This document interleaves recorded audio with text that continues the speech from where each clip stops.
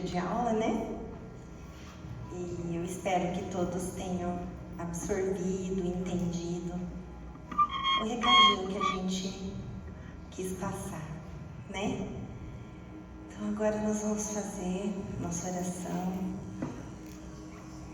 Vamos nos conectar a Jesus, à espiritualidade amiga, a Deus nosso Pai, que nos deu essa oportunidade de estarmos aqui para alcançarmos o caminho reto, correto, até que consigamos chegar até eles. Nós que viemos tão ignorantes, quem sabe a gente consegue assimilar um pouquinho do que Jesus veio nos trazer. Obrigado, Senhor. Obrigado pelo meu dia, obrigada pela minha vida, obrigada pela saúde, obrigada pela minha família, pelo meu trabalho, pelos meus amigos, por tudo de bom que eu tenho nesta vida. Vamos olhar o lado brilhante da lua, o lado claro, iluminado, não só o lado escuro, porque tudo tem seu lado claro e o seu lado escuro, mas nós podemos nos concentrar naquele lado que vai fazer com que a gente consiga percorrer melhor a nossa vida, fazer coisas boas e pensar que as coisas ruins, as provas, as expiações, elas têm um recado para nos dar. Que assim seja. Que assim seja. Então vamos lá. Eu vou ter que ir no oftalmologista, porque o óculos não tá bom.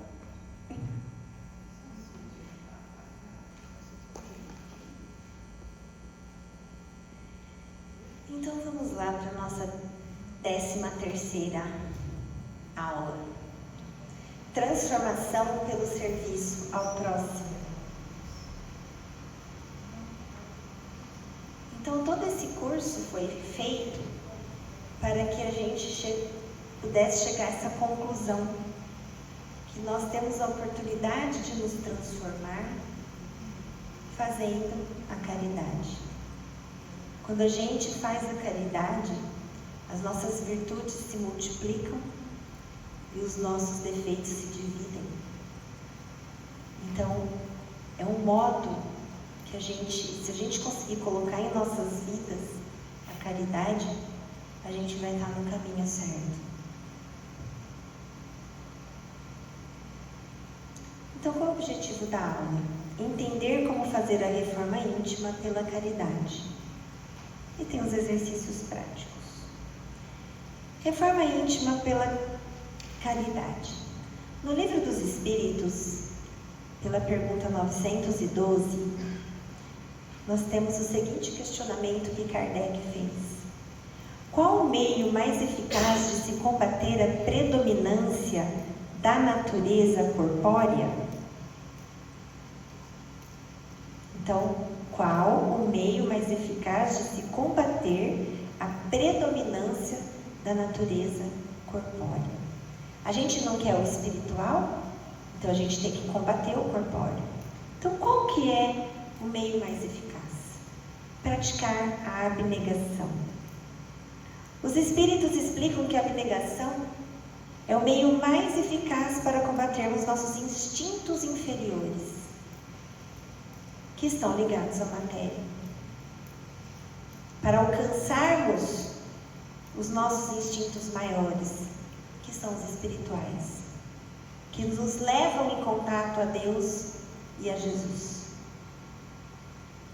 Fazer o bem, praticar a caridade é o meio mais eficaz e de maiores resultados nessa canalização dos impulsos animais que constantemente se manifestam nas nossas ações. que quando a gente faz a caridade, a gente consegue combater aquilo que mais precisamos de mudança?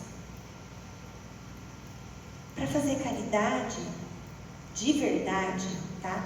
Não é caridade para falar que fez, nem para falar para os outros que está fazendo, não. Caridade do coração, sem querer nada em troca. Quando a gente faz a caridade verdadeira, essa é a caridade. A outra não é caridade. Quantas coisas nós temos que deixar para trás? Quantas coisas a gente tem que se melhorar em todas aquelas virtudes que eu passei para vocês e todos aqueles defeitos que vocês já têm a lista lá. Quando você vai ajudar o próximo. Então vamos lá. Outra pergunta muito importante do Livro dos Espíritos é a questão 886. Qual o verdadeiro sentido da palavra caridade, tal como Jesus a entendia? Então, o verdadeiro sentido da caridade é essa caridade verdadeira. Benevolência para com todos, indulgência para com as imperfeições dos outros, perdão das ofensas. Então vocês vão lembrar do BIP.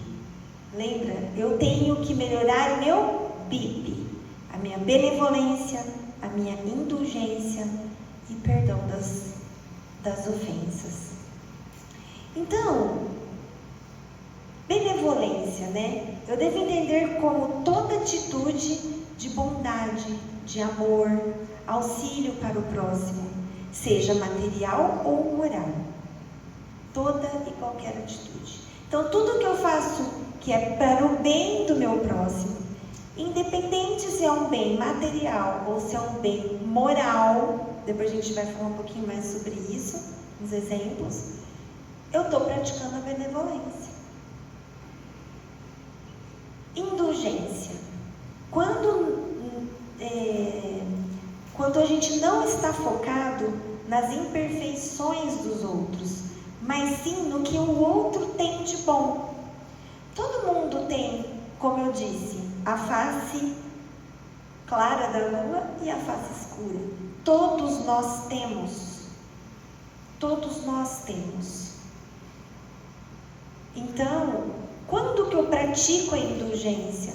Quando eu não fico só olhando a face ruim da pessoa, as coisas ruins que ela tem, os defeitos que ela tem, mas eu consigo enxergar as virtudes que ela tem, o lado bom dela.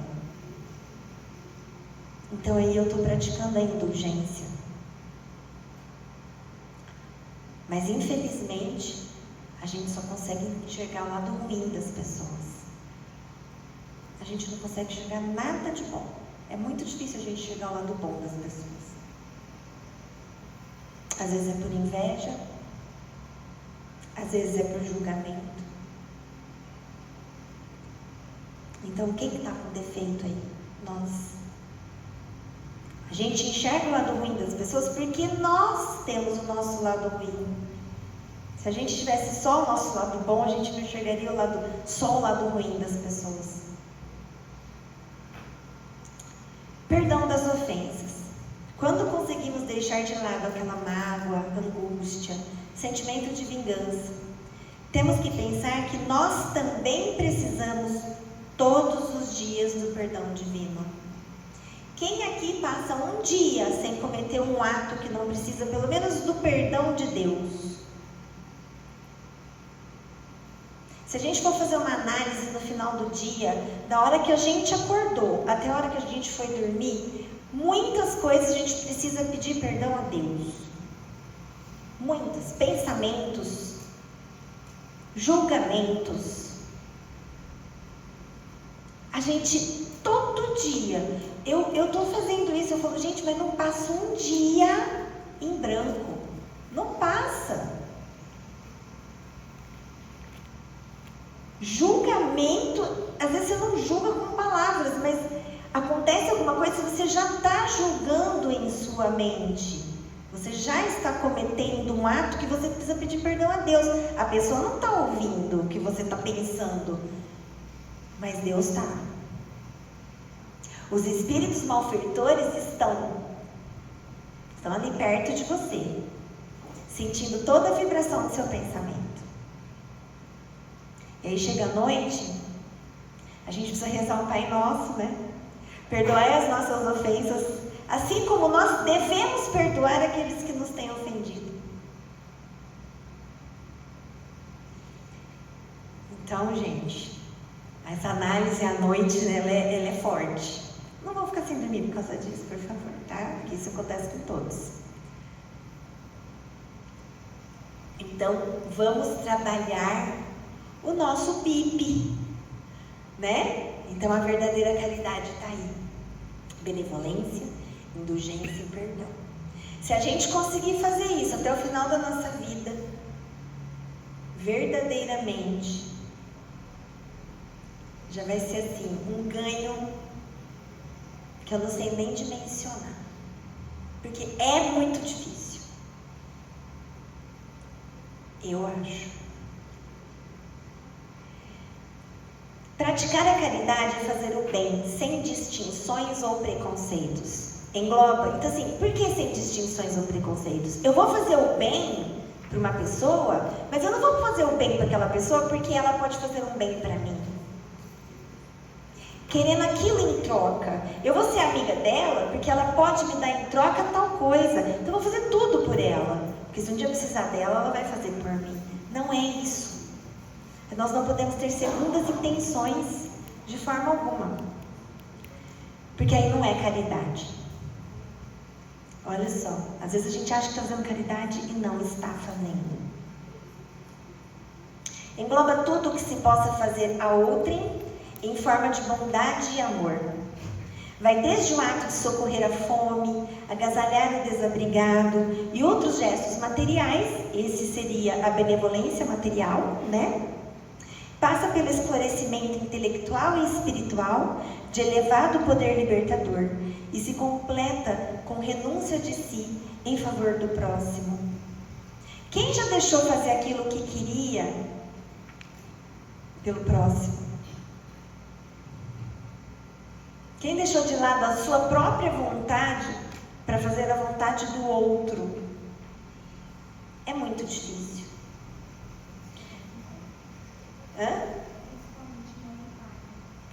A gente faz mais ou menos, viu, para filho? É, bem mais ou menos. A gente faz, mas a gente cobra deles muita coisa. A gente acha que está fazendo, mas a cobrança vem. Vem. Começa a analisar. Mas a gente faz uma bondade ali, faz uma benevolência, mas ainda não é pura como a de Jesus. Não tem jeito. É difícil. Não é um ato de apenas oferecer esmola. Todo mundo acha que, eu não faço caridade porque eu não tenho dinheiro. Você pode fazer a melhor caridade, que é a moral, que não precisa de dinheiro nenhum. Você pode pegar, ajudar uma pessoa a atravessar a rua. Você pode ir na casa de uma pessoa que não está conseguindo fazer uma comida porque está doente. Você pode ajudá-la a fazer um almoço. Você está gastando coisa material sua? Não. Não. Você está gastando seu tempo. O tempo é precioso. Mas dá para fazer. A caridade material é aquela que doamos o que temos. E a caridade moral, nós doamos o que somos. Olha como isso é importante. Doando minha inteligência, minha paciência, meu estímulo. A caridade moral é a mais difícil. Porque a gente só consegue doar aquilo que a gente é. Então a gente tem que se modificar. Se eu sou egoísta, se eu sou vaidosa, se eu sou orgulhosa, eu vou doar o que moralmente para as pessoas? É muito mais fácil eu comprar uma cesta básica. É muito mais fácil. Então, quando a gente fala que os ricos, Eles estão passando por uma prova terrível. Porque não é só eles darem o dinheiro. O dinheiro eles têm. Para eles dar o material, não é esforço nenhum. É zero esforço. Mas será que ele faz uma caridade moral para o outro? Olha como é muito difícil. E aquele que é pobre, que não tem nada, ele só pode dar a caridade moral, porque ele não tem nem para ele. Então fica muito mais fácil, porque ele vai atingir o que ele precisa atingir. O rico, ele acha que dando coisa material, ele já está fazendo a parte dele. Olha que prova, gente.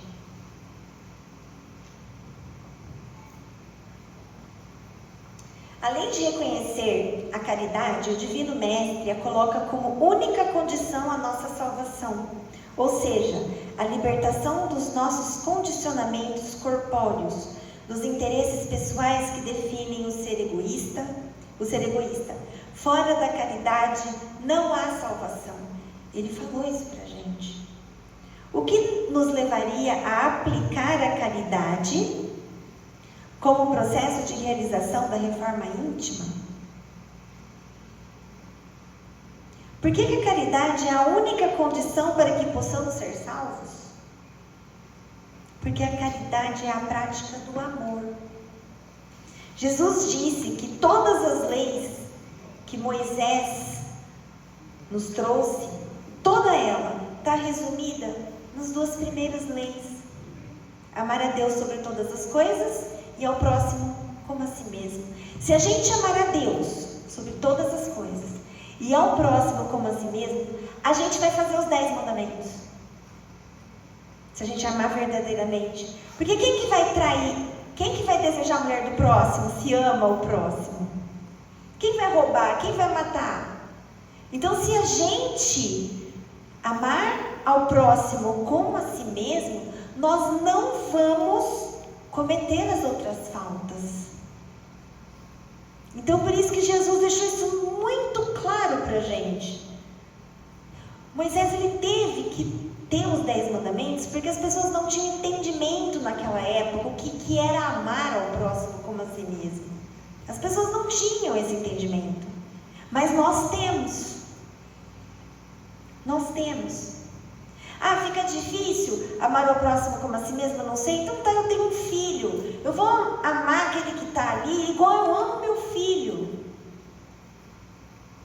Quem não tem filho, igual eu amo minha mãe, igual eu amo meu pai. Será que a gente tem essa capacidade? Nós não temos ainda. Mas esse é o caminho. Nada exprime melhor o pensamento de Jesus. Nada melhor resume os deveres do homem do que esta máxima de ordem divina. Com esta orientação, o homem jamais se transviará. Dediquemo-nos a compreender-lhe o sentimento profundo e as consequências de sua aplicação, e a procurar por nós mesmos todas as maneiras de aplicá-la. Submetamos todas as nossas ações à prova da caridade, e a nossa consciência nos responderá. Com ela evitamos o mal e praticamos o bem. Quando a gente faz a caridade, a gente está vivenciando o amor, pelo menos naquele momento. Pode até ser que a gente não ame o próximo como assim, a nós mesmos, mas naquele momento da caridade, a gente está vivenciando o amor. Deve ser uma atitude ativa, construtiva. Quando fazemos o bem verdadeiramente, estamos amando. Quando fazemos verdadeiramente, sem nada em troca.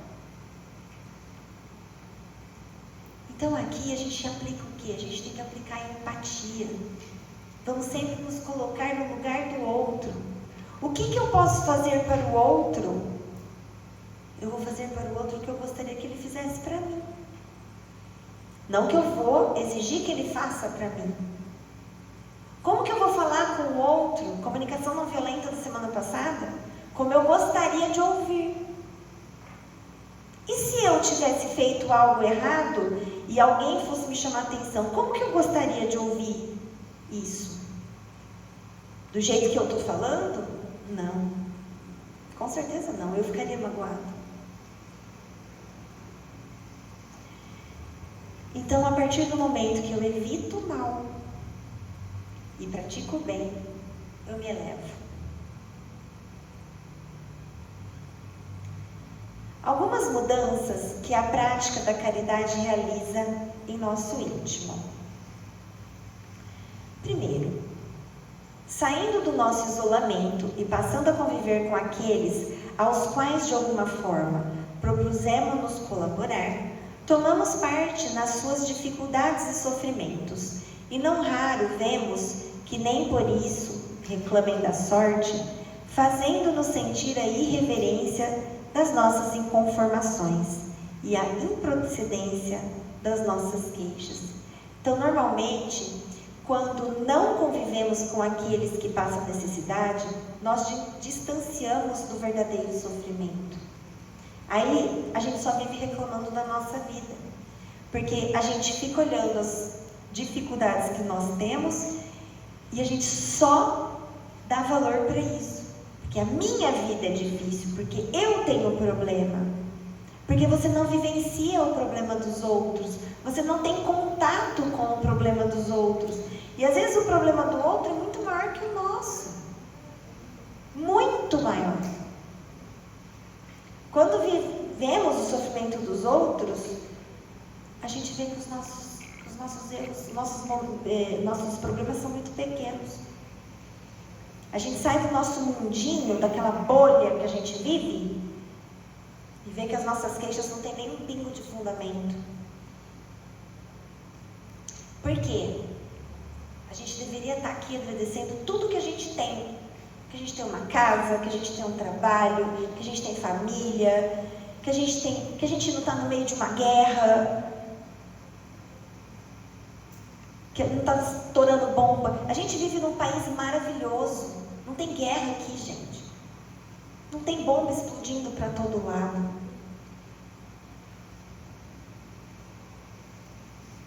Então a gente precisa ver e agradecer muito mais.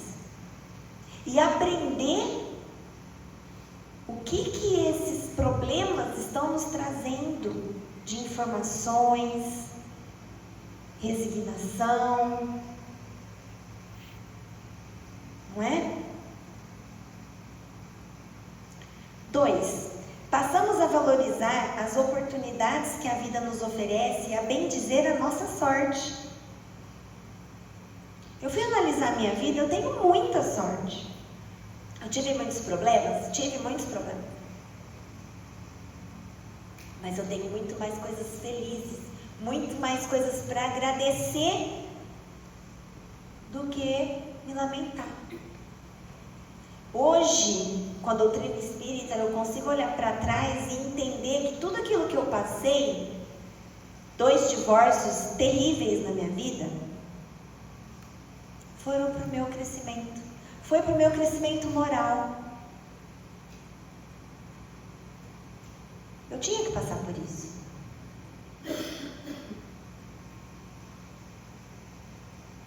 Não é? Naturalmente, deixamos de nos irritar, atenuamos ódios, mágoas, reduzimos agressões, antipatias e afastamos as enfermidades. Então, quando a gente começa a valorizar mais as oportunidades que a vida nos oferece, bendizer nossa sorte, a gente evita tudo isso. Irritação, cólera, raiva, mágoa. E nisso a gente acaba protegendo a nossa estrutura física. Porque todas as doenças, elas saem do espírito e vêm para o físico. Então, quando a gente tem boas vibrações, o nosso organismo funciona. Tudo funciona. A gente nem fica mais doente. Então a gente fica mais saudável. Porque, como eu disse, primeiro a gente adoece o espírito, depois a gente adoece o corpo.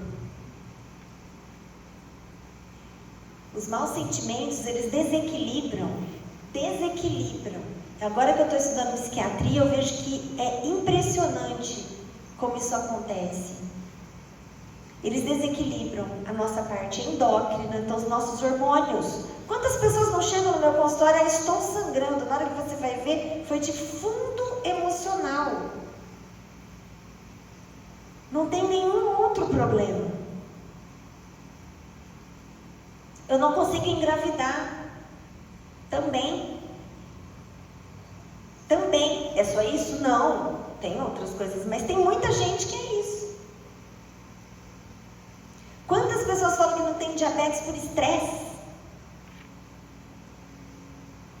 Eu tenho direto paciente que fala que tem hipertensão por estresse, diabetes por estresse. O que é o estresse? São os maus pensamentos. A pessoa não consegue sair dos maus pensamentos. Dores, fibromialgia.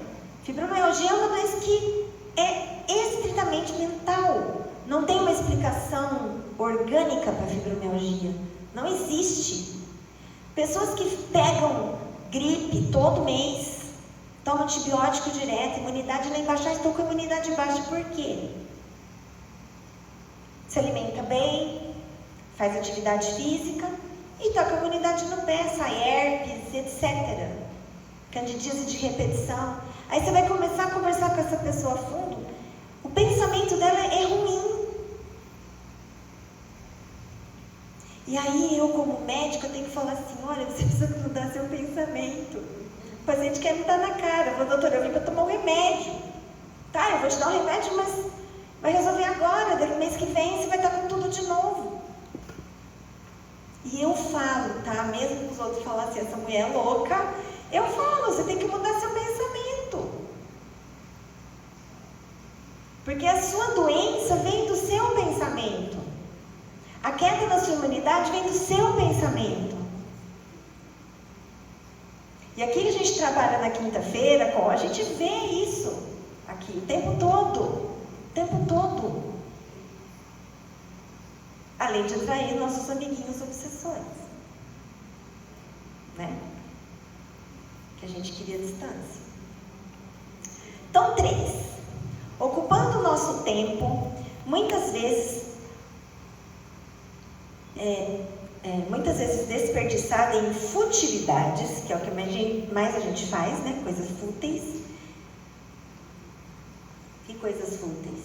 Vamos lá, quem vai acertar? Fala que é mais fútil hoje, assim, que é uma coisa absurda. Rede social. É a coisa mais fútil que existe hoje em rede social. Gente, eu baixei meu tempo na rede social. Ai, tô tão feliz. Eu vi hoje, fiquei feliz demais. Baixei 50%, ó, que eu acho. Muito. Mas é luta. Eu ficava pouco, agora eu fico muito pouco. Eu quero assim, ter dia que eu não quero ver. Eu quero chegar nesse ponto de algum dia não abrir nada de rede social. Vou chegar lá. Então, ocupando o nosso tempo, muitas vezes com coisas fúteis, desperdiçando com coisas fúteis, dedicando-nos, então, a um serviço ao próximo, na condição de voluntários. Sentimos as grandes alegrias da alma, pelo trabalho útil que nos valoriza o sentimento e nos traz a recompensa pelo cumprimento de dever e caridade. Quando a gente começa a estudar a doutrina espírita, entender a doutrina, quem já está estudando há algum tempo, não sente uma vontade, um comichãozinho para fazer uma coisa boa para alguém? Vocês já sentiram isso? Nossa, eu preciso trabalhar, preciso fazer alguma coisa, preciso qualquer coisa. Eu sinto isso todo dia, é muito bom. Ela começa a ver a necessidade de praticar a caridade. Porque a gente fica tão feliz quando a gente proporciona a felicidade para o outro. Eu acho que a gente fica mais feliz do que a pessoa que a gente fez aqui. Então, isso enobrece a nossa alma, né? É muito bom. 4. Desenvolvendo nossa capacidade de dedicação ao próximo, realizamos transformações profundas em nosso comportamento e na compreensão dos problemas humanos. Reagiremos com mais coragem e bom ânimo. Então, quando a gente passa a conviver com tudo isso, e nós vemos a variedade de dores, isso ajuda a gente a julgar menos, brigar menos, confrontarmos menos. E se a gente faz isso, a gente se torna pessoas melhores, que é a intenção que nós temos agora. A gente fez esse curso de 13 aulas com esse propósito, de nos tornarmos pessoas melhores. 5. Movimentando nossos braços e pernas, articulando nossas mãos, agilizando nossos dedos em atividades que promovem as criaturas humanas pelo exercício do bem. Canalizamos nossas energias interiores, muitas vezes concentradas nos viciamentos da imaginação doentia, que nos desequilibram e nos prendem aos condicionamentos nocivos. Então, quando a gente começa a gastar a nossa energia interior para fazer o bem, não vai existir energia para a gente ter vício, não é? Para a gente fazer coisas ruins nas nossas vidas. Sabe aquela frase que todo mundo fala? Cabeça vazia, oficina do diabo? Acho que todo mundo já ouviu isso, né? É verdade. Quando eu falo, tem gente que fala assim, tá pensando um monte de coisa ruim, eu falo, ó, pega aquela enxada, vai capinar lá, você vai ver que você fica boa rapidinho. Porque não dá tempo de você pensar, você vai trabalhar, não dá tempo de você pensar. Vai lavar louça, vai lavar roupa, vai fazer alguma coisa. Para de ficar maquinando. Não é? Tem vezes que vai adolescente lá, que tá se cortando, fala, sabe o que é isso? Você falta uma enxada. Dá uma enxada para ela, manda capinar. Você vai ver, ó, já faz atividade física, já toma sol, vitamina D, olha que maravilha. Perde peso, limpa e não pensa besteira. Só coisa boa. Tem um monte de terreno que tem que capinar por aí. Ah, não tem nada que fazer? Não, vamos arrumar alguma coisa para você fazer. Não é? Por outro lado, quando eu me ocupo no bem, tô brincando, gente, mas assim, é um exemplo que a gente fala assim, quando a gente está fazendo alguma coisa, a gente não pensa bobagem, né? Então, quando eu me ocupo no bem, não tenho tempo para pensar besteira e nem me concentrar nesses pensamentos.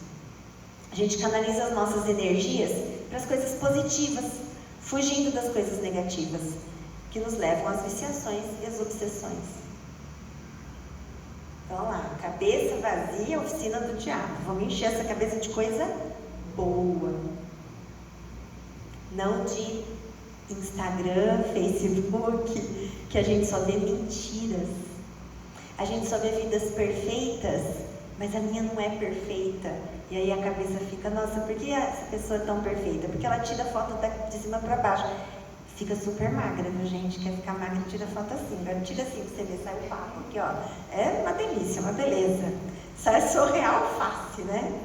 É. Tá tudo mentira. E os filtros são maravilhosos, né? Nossa Senhora, sensacional. Eu ponho filtro para fazer o vídeo para vocês. Eu fico todo, você viu, a pele fica, parece uma seda. Mas é filtro, tá, gente? Eu uso, vou usar, né?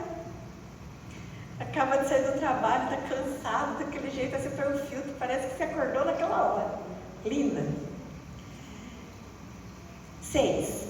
Embora possamos utilizar razoável tempo em profundas autoanálises, na descoberta das origens profundas dos nossos comportamentos conflitivos, as horas empregadas na caridade nos proporcionam importantes treinamentos de benevolência, de piedade, de generosidade, de afabilidade, doçura, abnegação e devotamento, virtudes que só a prática constante nos fará edificadas em nosso espírito. Olha quantas virtudes estão citadas aqui que a gente pode ter no momento que a gente está praticando a caridade.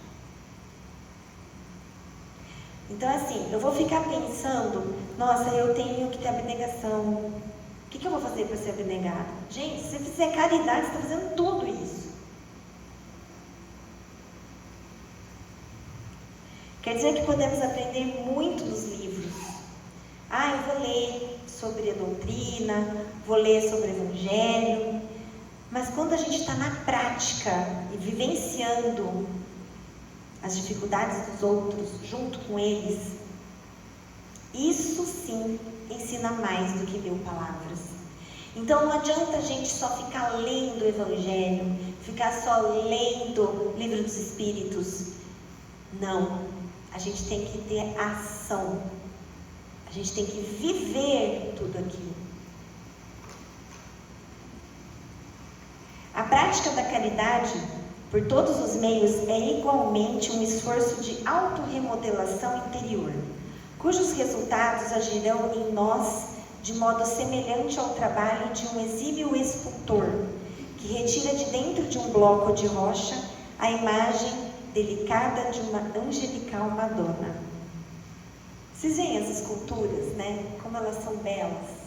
Você fala, como que ele pegou um pedaço de madeira ou um mármore e fez aquela preciosidade, os escultores? A caridade é isso. Ela remodela a gente. Através da prática de caridade, vamos pouco a pouco modificando a nós mesmos. Pegamos aquela pedra bruta, lapidamos, para ela virar um diamante. Não é? Sem a caridade não atingiremos nossa meta de reforma íntima e ascensão espiritual. Só por ela as criaturas viverão irmanadas no bem comum. Então a gente precisa aliar tudo o que aprendemos vivenciando a caridade.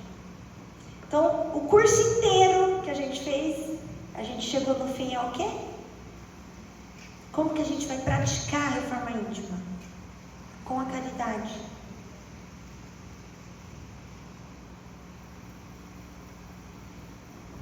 Dispomos de estudos frequentes, de reuniões sistemáticas, de preces diárias.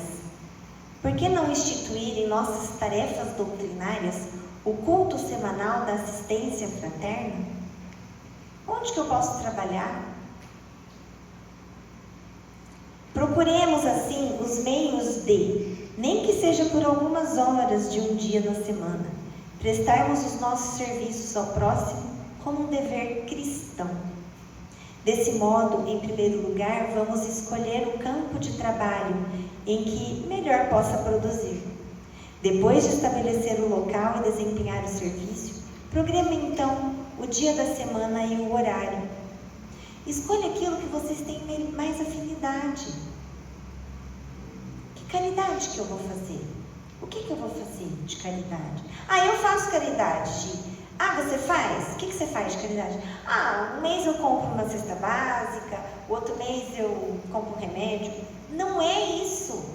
Você tem que ter data, você tem que ter programação, compromisso. Não é fazer caridade quando der para fazer.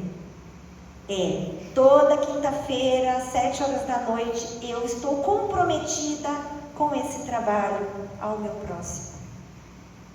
Por exemplo. Não é quando der. Então, quando a gente fala que a gente tem as reuniões mediúnicas e que a gente tem que ter compromisso e não vir quando der para vir. Quando a gente trabalha no grupo do autismo, no sábado que tiver churrasco eu não vou. Se você tem muito churrasco de sábado, então não pegue o autismo para trabalhar, porque a espiritualidade e as pessoas estão esperando você. A caridade é compromisso. Não é quando eu puder ou quando eu quiser. Nós temos que ter compromisso. Se não for para ter compromisso, não vem, não faça. Porque as pessoas estão esperando você. Então, onde que você pode achar os lugares para fazer caridade? Nas casas espíritas, no seu trabalho. Como assim? Tem aquela pessoa que precisa ser ouvida. Tenha paciência, escute ela. Dê uma palavra de conforto, não de julgamento.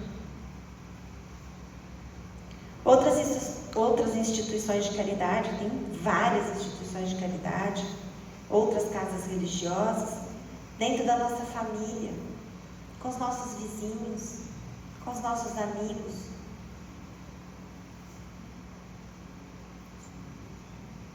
Embora as casas espíritas ofereçam sempre muitas oportunidades de assistência ao próximo, podemos dedicar nossa ajuda a outras instituições de caráter assistencial.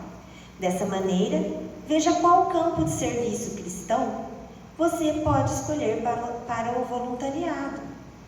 Então, quem não for espírita aqui, se tiver outra casa religiosa, procure, pergunte o que precisa fazer ali para ajudar o próximo. Ou outras instituições, tem a Associação do Câncer, tem N instituições, tem o asilo que precisa de muita ajuda. Muitas vezes, mas eu não tenho como levar fralda. Não precisa, vai lá visitar um velhinho. Vai lá vê-lo, conversar um pouquinho com ele. Ele vai falar a mesma coisa 1000 vezes, mas não tem problema. Ele vai ficar muito feliz com a sua visita. É uma visita. Nas casas espíritas existem atividades administrativas, de atendimento ao público, de assistência espiritual, de ensino, de assistência social, de mocidade e ainda até artísticas. Então, aqui dentro da casa espírita, quem for espírita e quiser fazer algum trabalho aqui dentro, nós temos N trabalhos, muitos trabalhos. Só que a gente tem que ter o comprometimento do trabalhador. Quando eu pensei em dar esse curso, eu falava, nossa, eu vou ter que ir 13 segundas-feiras, não posso falhar nenhuma. Eu me comprometi, coloquei numa data que eu tinha certeza que eu não teria falhas, porque eu não poderia falhar nenhum dia. Eu tenho que estar aqui, eu tenho que preparar a aula, eu tenho que estudar antes. Então foi um compromisso que eu coloquei na minha vida. Gisele, dá para você fazer o curso do MEP? São quantas aulas, amor? 59. 70? 59. 52, né? 59. 59, tô surda. 59 aulas que eu teria que me comprometer. Ainda não consigo. O MEP é a Educação da Mediunidade. É muito difícil. 59 aulas aqui. Quem está assistindo não vem um dia, tem que ter 70% de presença. Eu tenho que ter 100%. Será que eu consigo isso? Não consigo. No momento, não. Eu sei das limitações. Quem sabe quando eu aposentar, né? Aí vai demorar, hein? Porque aumentou para 72 anos, vocês viram, gente? Nossa, mas enfim. Em outras instituições, podemos ser voluntários em hospitais, em centros de saúde pública, em creches ou orfanatos, em abrigo de idosos, em albergues noturnos, em centros de prevenção ao suicídio, em serviços aos deficientes físicos, dentre outros. Tem um trabalho para a prevenção do suicídio que é por telefone. Você entra em contato, você faz um treinamento e as pessoas vão ligar, você faz um plantão. A pessoa vai te ligar falando, eu quero me matar, e aí? E aí você vai dar uma palavra de amor para essa pessoa. E muitas vidas são salvas dessa forma, porque a pessoa desiste de cometer aquele ato, porque alguém ouviu ela, alguém falou uma palavra de amor. Olha só, gente, Uma vida é muita coisa.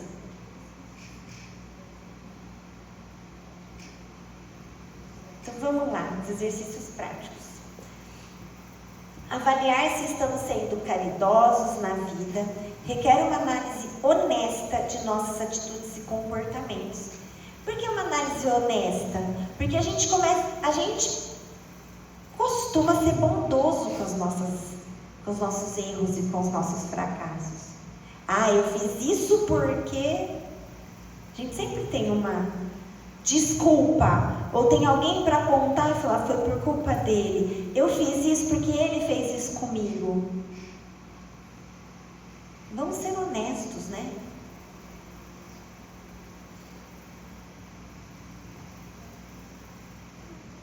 Marque em seu contador de ocorrências quantas orientações você conseguiu aplicar ao longo do dia. Então vamos lá. Atitudes desejadas. Expressar gratidão. Vocês expressam gratidão na hora que vocês acordam só pelo simples fato de ter acordado? Ou vocês já falam assim, putz, já tocou o despertador, vou ter que trabalhar, que saco, queria estar na cama. Então a chuvinha boa, por que eu vou ter que levantar? Porque você tem que trabalhar. Porque com o seu trabalho, você recebe o seu dinheiro para pagar suas contas, para comprar seu alimento, para educar seus filhos, para comprar sua roupa, para ter seu lazer. Ouvir com empatia. Não é fácil. Porque a gente tem que ouvir com paciência. Às vezes a pessoa vem e fala a mesma coisa 1000 vezes, e 1000 vezes você fala para ela o que você pensa, e 1000 vezes ela continua fazendo tudo ao contrário. Paciência.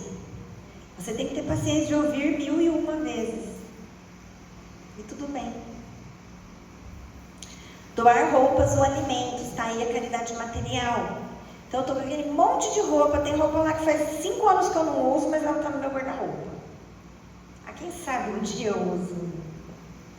Não vai usar.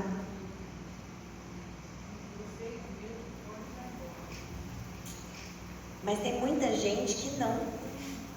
Tem gente que compra, não tira nem a etiqueta e fica lá. Acumula mesmo. Ser gentil. Uma caridade moral. Gentileza. Ser voluntário em uma ação do bem. Se você já é voluntário em ações do bem, qual a sua frequência? Uma vez por ano? Uma vez por mês? Uma vez por semana? Então, se eu sou, quantas vezes eu faço isso? Qual a minha frequência? Será que eu não posso aumentar a minha frequência? Eu vou toda semana, beleza, tá ótimo. Uma vez por ano eu ajudo na associação do câncer. Será que eu não posso ajudar mais vezes? Vou lá ajudar a arrumar aquelas roupas, elas têm um brechó lá, né? Sim. Eu não arrumo nem o meu guarda-roupa. Então assim, eu não sirvo para arrumar essas coisas. Eu tenho que fazer outra coisa. Mas tem gente que gosta, né? De arrumar, de organizar. Eu nem minha gaveta. Bravo. Oferecer palavras de encorajamento.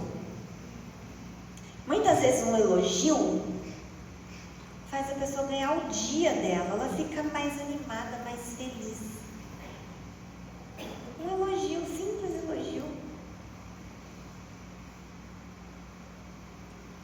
Quanto a gente elogia as pessoas? Pensar. Praticar o perdão. Não preciso nem falar do perdão, né? Difícil esse. Não é impossível. É o que a gente... Nada que é impossível, Edna. Nada é impossível. É difícil, mas não é impossível. Elogiar sinceramente. Ajudar o necessitado na rua.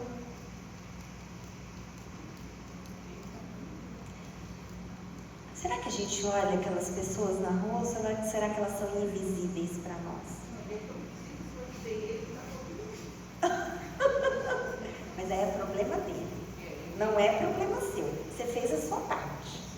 Então pronto, tá tudo bem. Deus tá vendo, né? Mas assim, a gente não fala nem bom dia, né, para essas pessoas. Será que fala?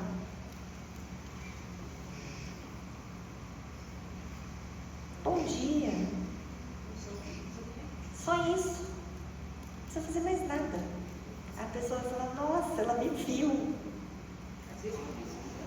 Às vezes ele está precisando de um bom dia. Doar sangue. Doar sangue é uma caridade. Promover igualdade e justiça social.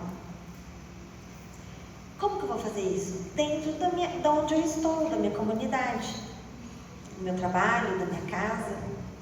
Vou tratar todos igualmente, independente da raça, da sexualidade. Todos são pessoas, todos são seres humanos. Todos têm que ser tratados de uma forma igual, como a gente gostaria de ser tratado. Então, a reflexão final. Vamos fazer uma reflexão final do nosso curso. Lembre-se de que a caridade genuína envolve não apenas ações externas, mas também uma transformação interna que reflete uma compreensão mais profunda das necessidades dos outros e o desejo sincero de ajudar. A necessidade de análise e reanálise de si mesmo é um processo contínuo, pois a reforma íntima é feita não em poucos meses, mas durante toda a nossa existência. Então, nossa Gi, eu estou me analisando de quando a gente começou o curso para agora. O que será que eu já me modifiquei? Eu acho que aqui todo mundo já se modificou um pouquinho. Eu acredito. E se a gente não pode parar o curso aqui, neste momento. Isso aqui é como a gente pega uma criança e ensina ela a andar. Pegou na mãozinha, né? Então a gente ensinou ela a andar. Agora a gente soltou a mãozinha. E ela vai continuar andando. Então esse curso foi para pegar na nossa mão e falar, ó, isso existe, isso é possível, você é capaz. Nós todos somos capazes se nós tivermos vontade. E como que a gente vai saber o que é de bom, o que é bondade, o que é caridade? Como que nós vamos saber isso? Quando a gente aprende o que Jesus nos trouxe. Então, estudar sobre a doutrina espírita, ou estudar sobre outras religiões, ter Deus e Jesus ali, no nosso ponto mais alto, isso nos auxilia para que a gente consiga evoluir. Se a gente não tiver conhecimento da palavra de Jesus, se a gente não tiver os exemplos de Jesus em nossa vida, fica muito mais difícil. Porque aquela pergunta que eu falei vários dias no nosso curso. Como que eu vou saber se eu estou tomando uma decisão certa? O que Jesus faria no meu lugar? Só que para a gente saber o que Jesus faria no nosso lugar, nós temos que saber o que Ele trouxe para a gente. A gente tem que conhecer Jesus. Então estudar é muito importante. Mas lembre-se, as atitudes, a prática, elas nos ensinam mais do que 1000 palavras. Então a gente tem que associar as duas coisas. Não adianta nada também só ser igual aos fariseus, que sabia leitura, sabia tudo. Só que eles distorciam para benefício próprio. É ou não é? Eles pensavam na vida deles. Eles pensavam que a lei que Moisés ditou, eles colocavam a lei de uma forma que fosse benefício para eles. E aí quando veio Jesus, mostrando que a interpretação de tudo aquilo que eles falavam não era exatamente como deveria ser, ele foi crucificado.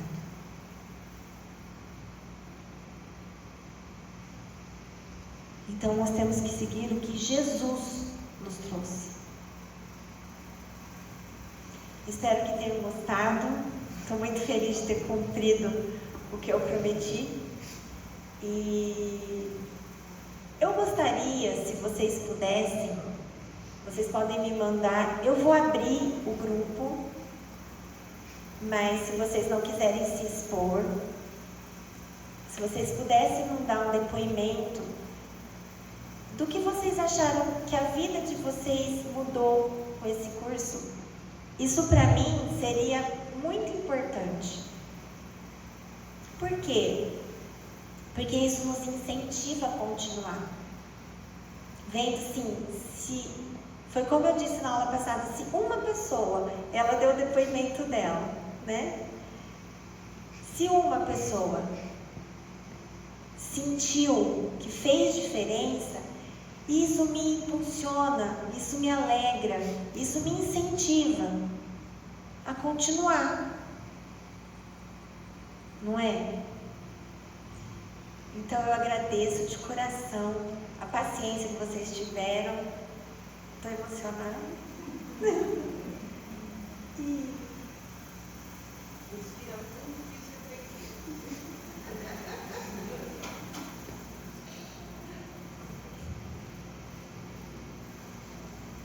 Muito obrigada.